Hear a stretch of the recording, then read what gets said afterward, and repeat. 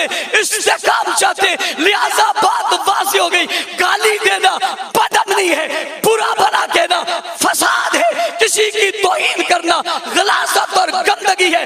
اہل سنت کے تمام مکاتب فکر میں کوئی ایک بھی ایسا نہیں ہے جو اہل بیت کی توہین کرے، صحابہ کی توہین کرے، اولیاء کی توہین کرے۔ یہ توہین بتا رہی ہے یہ جن کا مذہب ہے، یہ مذہب اسلام کا ہے، تم سے پوچھتا ہوں یا غیر مسلموں کا ہے؟ بسم اللہ الرحمن الرحیم۔ وقت چونکہ انتہائی مختصر ہے اور آپ حضرات دیکھ رہے ہیں قائد اہل سنت اسٹیج پر تشریف فرما ہے، ان نے اپنا خوبصورت اور پالیش سے ساز خطاب کرنا ہے۔ میں آپ کا زیادہ وقت نہیں لینا چاہتا۔ سب سے پہلے وہ تمام جامعات، تمام علماء اور تمام جماعتیں جنہوں نے آج ہماری آواز پر لبیک کہا اور یہاں تشریف لائے، ان کا شکریہ ادا کرتا ہوں۔ اس کے ساتھ ساتھ ابتدائی میں یہ بات کہنا چاہتا ہوں کہ ناموس صحابہ اور اہل بیت بل جو ترمیمی بل ہے، جو نیا بل نہیں ہے، ترمیم کر کے سزا بڑھائی گئی ہے، اس سزا پر جن لوگوں کو تکلیف ہوئی اور تکلیف کی صورت میں وہ باہر نکلے تو انہوں نے دو عمل دہرائے۔ ان نے پہلا عمل یہ دہرایا کہ ان نے صحابہ کرام کی گستاخی کی، اور انہوں نے دوسرا عمل یہ دہرایا کہ پاکستان مرد آباد کے نعرے لگائے۔ اور ہم ایک زمانے سے بات کہتے چلے آ رہے ہیں کہ یہ صحابہ کے بھی غدار ہیں، یہ پاکستان کے بھی غدار ہیں۔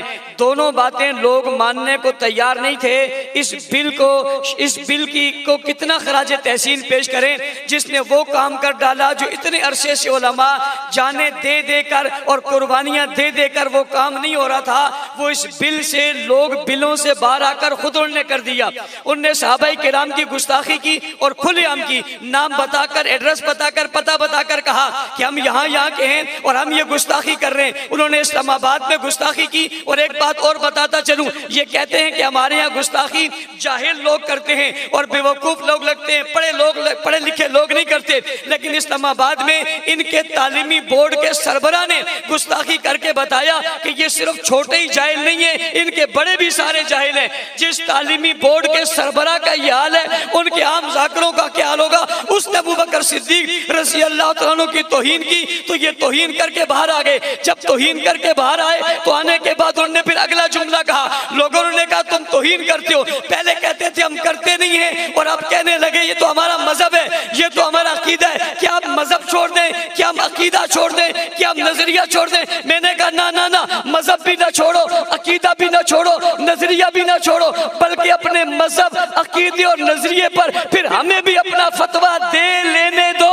اپنا مذہب بھی نہ چھوڑو، اپنا عقیدہ بھی نہ چھوڑو، اپنا نظریہ بھی نہ چھوڑو، بس ہمیں پھر فتویٰ لے دینے دو۔ اور میں بات کہنے لگا ہوں، اگر ارباب اقتدار اس بل کے راستے میں رکاوٹ بن کے اسے پاس نہیں ہونے دیں گے، یا ایوان صدر اس پریشر کو لے کر اس پر دستخط نہیں کرے گا اور قانون پاس نہیں ہوگا اور یہ سمجھیں گے کہ گستاخی کرنا ان کا مذہب ہے، پھر گستاخ کو دائرہ اسلام سے علیحدہ بتانا میرا مذہب ہے۔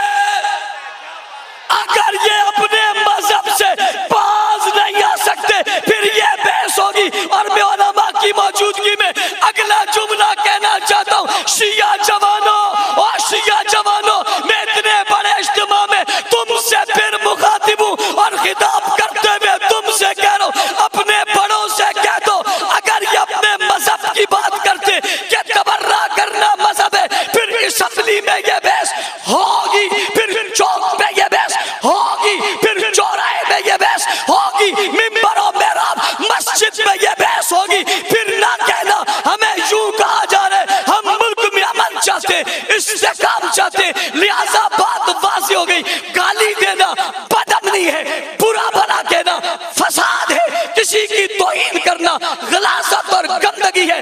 اہل سنت کے تمام مکاتب فکر میں کوئی ایک بھی ایسا نہیں ہے جو اہل بیت کی توہین کرے، صحابہ کی توہین کرے، اولیاء کی توہین کرے۔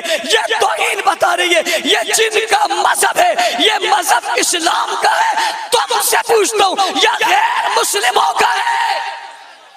بھائی گالی دینا اسلام کا مذہب ہے، اہل بیت کی توہین کرنا اسلام کا مذہب ہے، صحابہ کی توہین کرنا اہل بیت کا مذہب ہے۔ کیا یہ مسلمانوں کا طریقہ ہے اور مذہب ہے